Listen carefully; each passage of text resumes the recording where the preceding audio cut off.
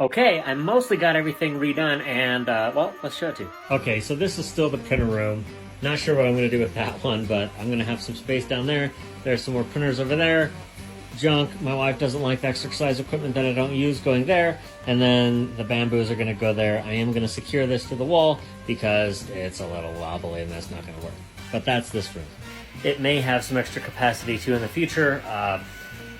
Pending some electrical upgrades. Now, of course, that's not the only printer room. I mean, there is this printer room as well. That's pretty full. Okay, now back out here, there's a ton of rubbing alcohol from 2020, which I didn't end up needing. And I moved that display right out here, and some Hot Toys and Hot Toys cabinets over here. I'll get those lighted soon.